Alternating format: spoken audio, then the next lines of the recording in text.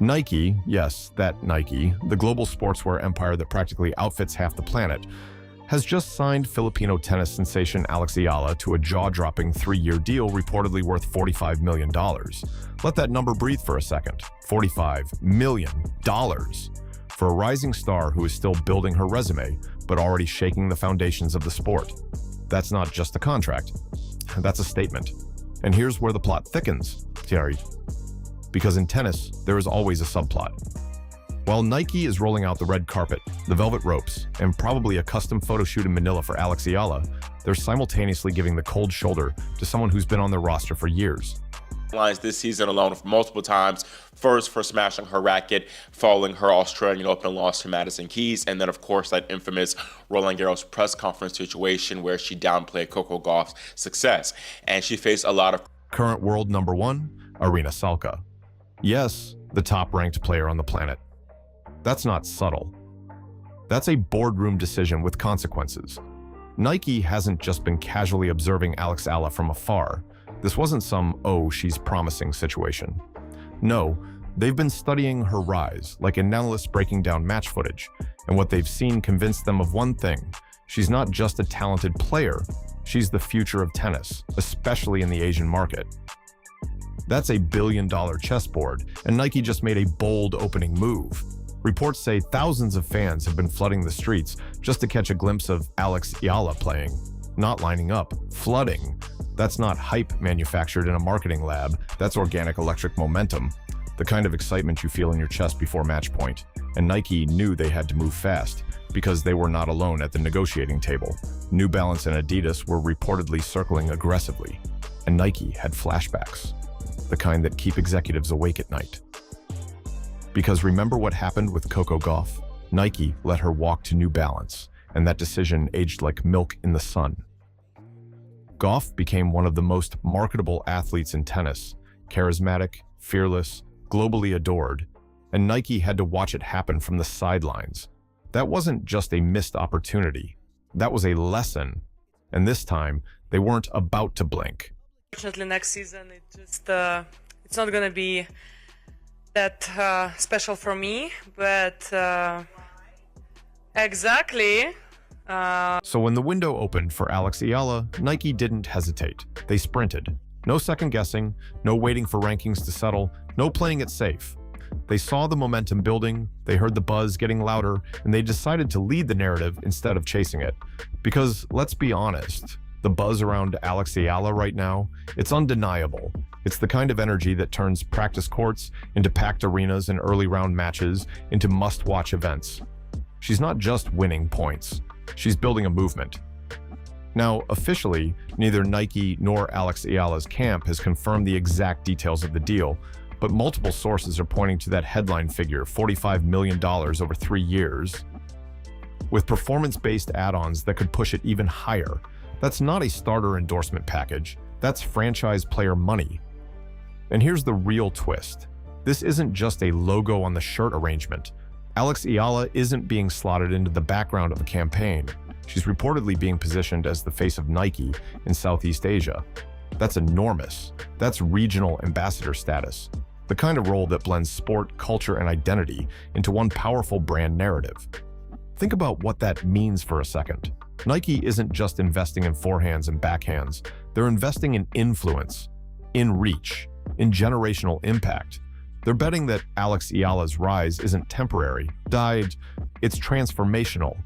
She's getting custom outfits, not off-the-rack tournament kits, but personalized designs.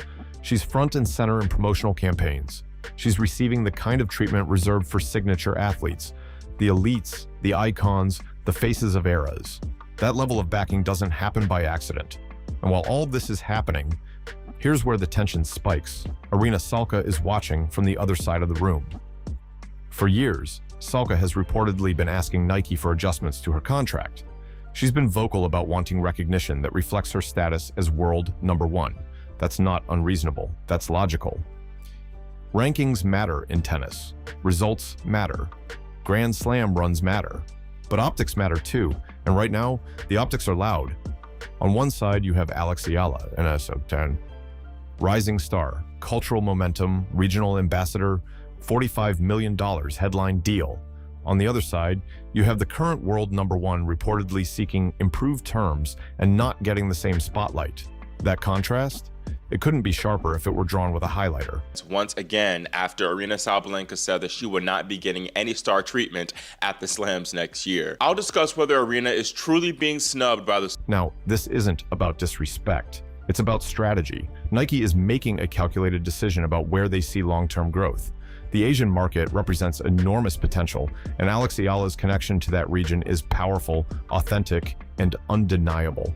From a business perspective, it's a bold expansion play. From a competitive perspective, it sends a message to the locker room. Because when a brand as massive as Nike reshuffles its priorities, everyone notices. Players notice, agents notice, rival companies definitely notice. And if you're Alex Eala, this isn't just validation, it's pressure. Big contracts come with big expectations. When you're positioned as the future, every match carries extra weight. Every early round exit gets magnified. Every deep run becomes part of the narrative. But so far, she's handled the spotlight with composure beyond her years. Calm under pressure, focused in big moments, and increasingly comfortable with the attention swirling around her. Nike didn't just sign talent, they signed momentum. They signed belief. They signed a story that's still being written. And they clearly want to be the headline sponsor when the next chapter drops. And in the world of professional tennis, where rivalries are fierce, branding is strategic, and every endorsement is a signal, this move isn't just dramatic. Before the season even started, Aryna Sabalenka made something very clear. If she's going to sit on the throne as world number one, she wants to dress like it. She openly addressed the issue of wanting a completely unique outfit, not just a color swap, not just a minor tweak, but something unmistakably hers, something that reflected her status at the very top of the rankings. In her mind, being number one isn't just about lifting trophies, shout, it's about presentation, presence, identity. And honestly, that's not a wild request from a player who has done the hard yards to earn that ranking. But what did Nike say? They said no, not let's revisit this, not we'll explore options. Just a firm decision that they were not willing to give Sabalenka the level of prominence she was asking for. Let that settle for a second. A multiple Grand Slam champion, the reigning world number one. A player who has battled through finals under suffocating pressure and delivered when it mattered most. Being told she doesn't warrant a signature-level presentation, that's not just about fabric and stitching, that's a statement. And then comes the twist that makes this story impossible to ignore. Because while Sabalenka was being denied a unique outfit fitting for a number one, the moment Nike saw Alex Eala's popularity begin to surge, the crowds growing louder, the Southeast Asian market lighting up with excitement, they didn't hesitate. They moved fast. They signed her to a reported $45 million deal and positioned her as the face of Nike in an entire region. You don't need a business degree to see the contrast here.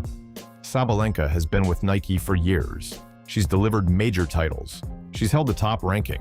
She's done everything the performance clause asks for. And yet, when she requested a stronger visual identity to match her achievements, the answer was no. Meanwhile, Alex Eala, undeniably talented, undeniably full of potential, but still climbing toward the resume Sabalenka already owns, secures a massive contract and regional ambassador status. That contrast, it's loud, and from Sabalenka's perspective, it probably feels personal. Now, the tension reportedly didn't appear overnight. Sources suggest the relationship between Nike and Sabalenka has been cooling for some time. Recent developments have only intensified that narrative. Sabalenka herself has confirmed that Nike will no longer be creating custom-made dresses for her. That's not subtle, that's a visible shift in support. She's even hinted publicly that she's reached out through direct messages, trying to keep the conversation alive about continuing those signature outfits she's been asking for. When a world number one is sending DMs to her own sponsor to maintain collaboration, you know something is off. And from all indications, the situation isn't stabilizing. It's accelerating in the wrong direction. There's real speculation that this partnership might not even survive the rest of the year. So what actually triggered this downward spiral? Several factors appear to be in play. First, there was Sabalenka's high-profile loss to Madison Keys at the US Open. That was a tough defeat, highly visible, heavily analyzed, and impossible to ignore. Losses happen in tennis. It's part of the sport. But when you're world number one, every stumble becomes a headline. But even more significantly, there were Sabalenka's controversial comments about Coco Gauff after Gauff won Roland Garros. Those remarks created waves across the tennis world. Social media lit up, analysts weighed in, and suddenly the narrative wasn't about rankings, it was about optics. And Nike protects its image fiercely. When controversies start trending, brands start calculating. Reports suggest Nike was not pleased about being associated with that storm. The company has reportedly been distancing itself from Sabalenka both on and off the court. Not publicly attacking, not issuing dramatic statements, but subtly stepping back. They're not defending her behavior. They're not amplifying her voice the way they once did. And as these issues stack up, performance setbacks, public controversies, tension over contract terms, it starts to look less emotional and more strategic. Because at the end of the day, Nike is a global brand first. If they believe aligning more aggressively with Alex Eala represents long-term growth, especially in Southeast Asia, and distancing from ongoing controversies protects their global image, that becomes a business calculation. Cold? Maybe. Strategic? Absolutely. And according to reports, Nike even warned Sabalenka about certain actions and public behavior, hoping to steady the partnership, but improvements didn't materialize the way they had hoped. During the WTA finals, Sabalenka was caught on camera expressing frustration and making complaints during matches. Competitive fire is normal, especially at that level, but when the cameras zoom in, everything becomes amplified. There were also serious reports alleging inappropriate remarks directed at Elena Rybakina following a final. Those claims generated heavy discussion in the tennis community. While official processes and clarifications matter greatly in such situations, the mere presence of controversy places brands in defensive mode. For Nike, that's risk management territory. So what we're seeing now may not be an emotional fallout. It may be a calculated repositioning. Protect the brand, shift the spotlight, invest in rising markets, limit exposure to turbulence. But make no mistake, when a world number one feels sidelined while a rising star receives red carpet treatment, the optics are explosive. Now, let's slow this down for a second, because these are serious allegations. And if even a portion of them are true, they represent a major problem for any global brand. Nike was already reportedly frustrated with different aspects of their relationship with Aryna Sabalenka, and sources suggest they were deeply unsettled by how she handled interactions with opponents during that stretch of tournaments. That's not a minor issue. When you're aligned with a brand as image-conscious as Nike, behavior matters just as much as backhands. Competitive fire is one thing. That's part of elite sport. But if emotions spill over in ways that create controversy, the spotlight gets uncomfortable fast. And according to reports, those behavioral concerns may have pushed the partnership past the point where quiet fixes were possible. When you stack everything together, the visible on-court frustration, the controversial post-match comments, the swirling discussions about treatment of fellow players, it starts forming a bigger picture. Not a single moment, not one isolated headline, a pattern. And for a corporation that builds campaigns around empowerment, resilience, and global appeal, patterns matter. From Nike's point of view, the calculation may have shifted from how do we improve this partnership to is this still the direction we want to go? That's a big pivot. And then comes the signing of Alex Eala.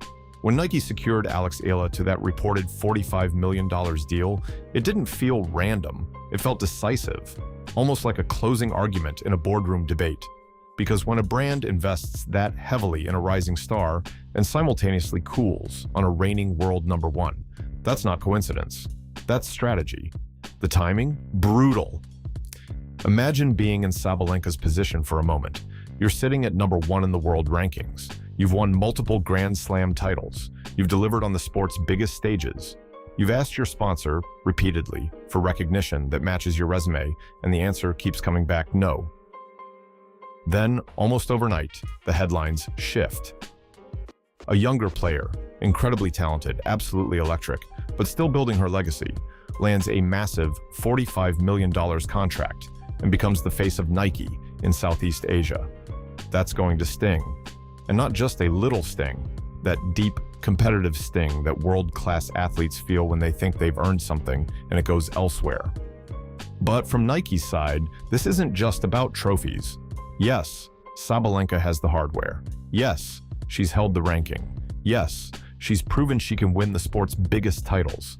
But global brands operate on multiple metrics: market expansion, demographic reach, cultural connection, public image stability. Eala brings something different to the equation. She represents a rapidly growing market in Southeast Asia.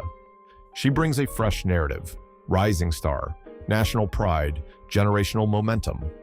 The crowds gathering for her matches aren't just tennis fans, they're cultural moments, and brands love cultural moments. So this decision likely wasn't about choosing talent over talent, it was about choosing trajectory. One player is already established at the top, the other feels like the beginning of something new, and in marketing, new can be irresistible. That doesn't erase Sabalenka's achievements, not even close. But it does explain why Nike might see greater long-term return in building around Eala's ascent rather than navigating ongoing turbulence. Because here's the reality. Marketability isn't only about winning matches. It's about how you're perceived when the cameras are on. It's about how you handle pressure. It's about how comfortably your image fits into global campaigns. Right now, Nike appears to believe Eala checks more of those boxes, and that sends a very clear message to Sabalenka, not necessarily personal, but unmistakable. When a company signs a rising star to a deal that large, they're not hedging. They're committing. They're designing campaigns, allocating budgets, building regional strategies. That kind of investment isn't made lightly. So if Sabalenka was hoping for a revamped contract, a signature apparel line, or a dramatic show of renewed backing, the writing may already be on the wall. Because once a brand shifts its center of gravity, it rarely swings back. For Sabalenka, this moment becomes pivotal. Does she double down on performance and force the narrative back onto the court? Does she explore other sponsorship opportunities where her achievements receive the spotlight she believes they deserve? Or does this partnership quietly dissolve, becoming another chapter in the complicated relationship between elite athletes and global corporations? Whatever happens next, one thing is clear: Nike has made a choice. They've aligned their future investment with Eala. They've signaled where they see growth, stability, and momentum. And in the world of professional tennis, where perception moves almost as fast as the serve, that kind of shift reshapes the entire landscape. At this point, it genuinely feels like the match might already be over between Aryna Sabalenka and Nike, not a tight three-set battle. More like a slow, inevitable drift toward a handshake at the net. If the current trajectory continues, this partnership may not survive the season. So, what's next for Sabalenka? If things keep moving in this direction, she'll need to secure a new sponsor, and fast. Now, let's be clear. A world number one with multiple Grand Slam titles is not going to struggle for options. There are major brands in the tennis space hungry for star power. But losing Nike, that's not just switching logos on a sleeve. That's losing one of the most powerful global platforms in sport. Nike isn't just a sponsor. It's a prestige badge. It's visibility in global campaigns. It's center stage marketing. It's cultural influence. Walking away from that, or being phased out, carries financial weight, yes, but also symbolic weight. And timing matters. Because when a separation happens under a cloud of tension rather than mutual celebration, the narrative becomes part of the package. Sponsors evaluate everything: performance, personality, public image, momentum. Sabalenka's next move won't just be about money. It will be about rebuilding alignment and stabilizing perception.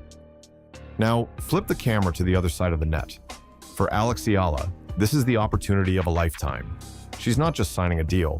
She's stepping into a spotlight engineered by one of the biggest sports brands on the planet. Nike isn't casually testing her. They're investing in her. They're positioning her as a regional ambassador. They're building campaigns around her name. That kind of backing can accelerate a career faster than any wildcard entry ever could. But let's not pretend this is all confetti and celebration. With $45 million reportedly attached to your name, expectations don't just rise, they explode. Every tournament becomes a referendum. Every early round exit becomes a headline. When a brand bets big, the pressure scales up instantly. Now, it's on Eala to justify that faith, to deliver results, to maintain composure, to grow her presence both on and off the court. The talent is there, the fan base is building, the momentum is real. But elite sport doesn't pause for marketing narratives, it demands performance. That's the beauty and brutality of tennis. One player navigating the potential end of a massive sponsorship, another stepping into a career-defining endorsement, and a global brand making a high-stakes calculation about image, growth, and long-term influence. This entire situation, it's wild. It's business strategy colliding with competitive ego. It's brand management meeting locker room tension. It's modern tennis operating not just as sport, but as global theater. Over the next few months, this story could take multiple turns. Does Sabalenka secure a new deal that reframes the narrative? Does Nike double down even harder on Eala with signature campaigns and expanded visibility? Or does performance on court rewrite everything yet again? Because here's the truth about tennis. Momentum shifts fast. Now, I want to hear from you. Did Nike make the right decision? Is Sabalenka being treated unfairly? Or did her own actions contribute to where things stand? And what do you think about Eala landing such a massive contract at this stage of her career? Drop your thoughts in the comments below. If you enjoyed this breakdown and want more high-stakes tennis drama, sharp analysis, and behind-the-scenes storylines from the tour, make sure you like this video and subscribe to the channel. We're just getting started. Thanks for watching, and I'll see you in the next one.